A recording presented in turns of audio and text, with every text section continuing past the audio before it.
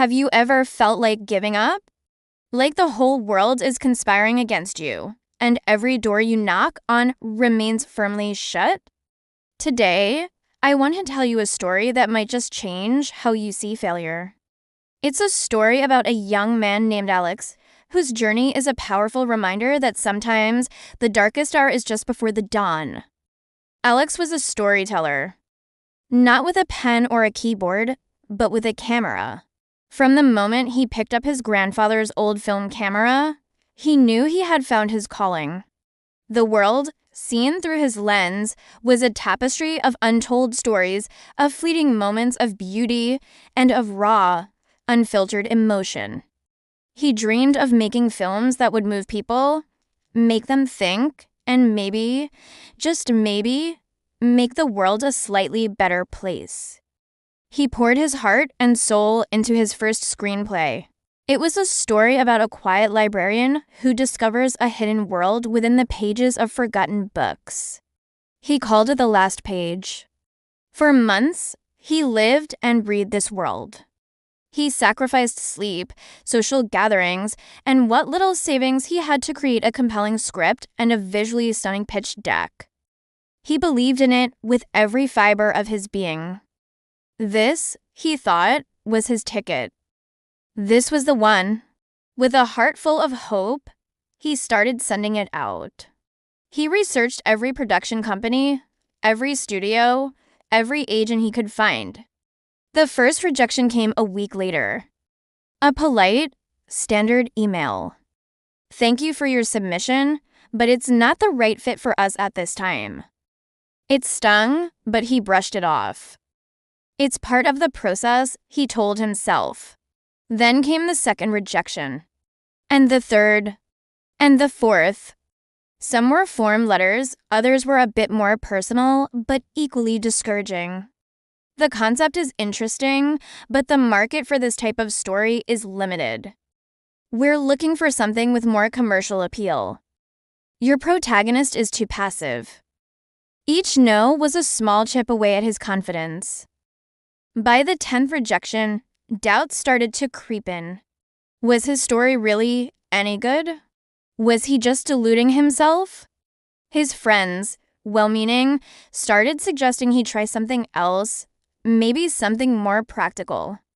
Filmmaking is a tough business, Alex, they'd say. Maybe you should have a backup plan. But Alex couldn't let go. The Last Page was more than just a script to him. It was a piece of his soul. He'd wake up in the middle of the night with new ideas for scenes, new lines of dialogue. He'd walk around the city, seeing locations from his film everywhere he looked. Quitting felt like abandoning a child. So he kept going. He refined the script based on the feedback he did receive. He shot a short, proof-of-concept scene on a shoestring budget, calling in favors from friends who were aspiring actors and crew members. He sent it out again. Rejection number 15. Number 20. Number 25.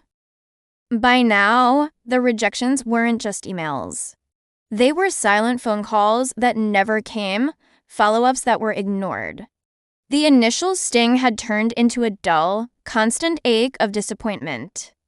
His apartment walls were papered with rejection letters. He'd started to see them not as failures, but as battle scars. But even the toughest soldier gets weary. He was working a dead-end job to pay the bills, and the dream felt further away than ever. He was tired. Tired of hoping, tired of trying, tired of the relentless silence on the other end of his ambition. The 27th rejection was the one that almost broke him. It wasn't from a big studio, but from a small, independent producer he truly admired. He had really thought this was his chance. The producer had taken the time to write a long, detailed email explaining why it wouldn't work. It was thoughtful, it was insightful, and it was utterly crushing. It dissected every flaw, every weakness, every reason why The Last Page would never see the light of day. That night, Alex sat in his small apartment, staring at the stack of scripts on his desk.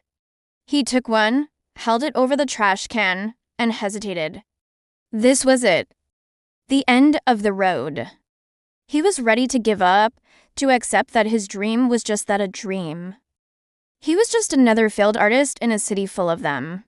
Just as he was about to let it drop, his phone buzzed. An unknown number. He almost ignored it, but something made him answer. A raspy, tired voice on the other end said, "Is this Alex?" "Alex Rowan?" "Yes," he replied, his voice barely a whisper. "This is Arthur Vance. I'm an assistant to Mr. Harrison at Elysian Pictures. I apologize for the late call. My boss just finished reading your script, the last page. He was supposed to leave for the night an hour ago, but he couldn't put it down." Alex's heart stopped. Elysian Pictures was one of the first places he had submitted to almost a year ago. He had assumed his script was lost in their slush pile, another victim of the system. The assistant continued, "He thinks it's, well, his exact words were, 'It's the most original and heartfelt thing I've read in a decade.' He wants to meet with you. Tomorrow morning. Is 9 a.m. possible?" Alex couldn't speak. Tears were streaming down his face, silent and hot. He was holding the script he was about to throw away, a script that someone, finally, had understood. After 27 rejections, after months of doubt and despair, after being told over and over again that his story wasn't good enough, one person saw the magic he knew was there all along. He managed to choke out a yes, 9 a.m. is perfect. That one yes changed everything. It didn't just get his movie made. It validated every late night, every sacrifice, every ounce of belief he had clung to when no one else did.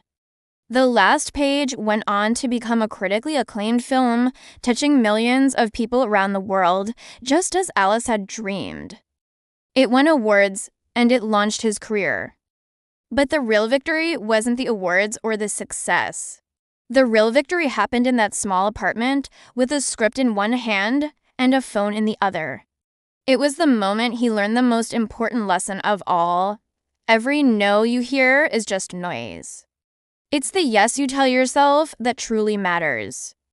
The belief you hold onto when the world tells you to let go. His journey wasn't about the 27 rejections. It was about the 28th time he tried. It was about his refusal to write the end on his own story. So, whatever your dream is, whatever mountain you're trying to climb, remember Alex. Remember that rejection is not a reflection of your worth, but a part of the path. Don't count the doors that close. Just keep knocking, because you never know which door, on which day, will be the one that finally opens, and that one opening can make all the difference. Thank you so much for watching. If this story resonated with you, please consider sharing it with someone who might need to hear it. Don't forget to like and subscribe for more stories that inspire. Until next time, keep believing.